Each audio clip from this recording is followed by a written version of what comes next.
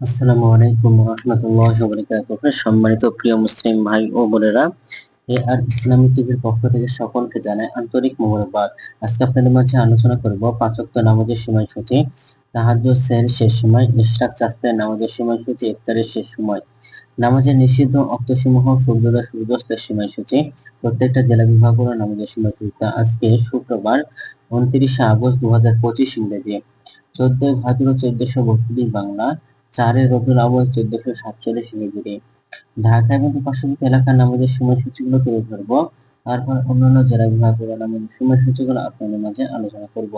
আজকে ঢাকা এবং পার্শ্ববর্তী এলাকা তাহাজ্জুদ এবং সেহরির শেষ সময় হলো 4টা 13 মিনিটে, ইফতারের সময় সন্ধ্যা 6টা 23 মিনিটে। ইশরাক এবং চাঁদের নামাজের ওয়াক্ত শুরু হবে একই সময়ে, 5টা 54-তে শুরু হবে এবং 11টা 54-তে শেষ হবে। ফজরের নামাজের ওয়াক্ত শুরু হবে 4টা 20 মিনিটে এবং শেষ হবে 5টা 33 মিনিটে। জোহরের নামাজের ওয়াক্ত শুরু হবে 12টা এবং শেষ হবে 4টা 29 মিনিটে। আসরের নামাজের ওয়াক্ত শুরু হবে 4টা 30 মিনিটে এবং শেষ হবে 6টা 2 মিনিটে।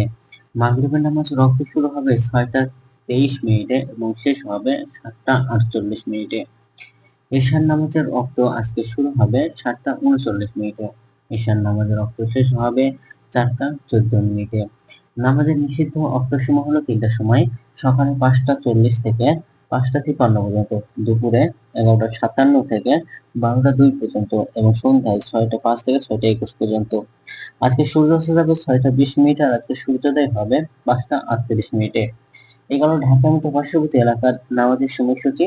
এখন আলোচনা করব বিভাগীয় শহরের জন্য উল্লিখিত সময়ের সঙ্গে যেসব বিভাগের সময় আপনারা যোগ বিয়োগ করবেন তা হলো বিয়োগ করবেন চট্টগ্রাম 5 মিনিট এবং সিলেটের 6 মিনিট কম করবেন।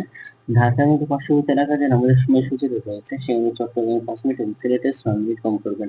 যোগ করবেন 15-3 মিনিট, রাজশাহী 7 মিনিট কম করে আপনি বরিশালে কিন্তু বেশি করবেন। ঢাকায় আমাদের পার্শ্ববর্তী এলাকার নামাজের সময়সূচি থেকে আজকের ভিডিও পর্যন্ত ছিল।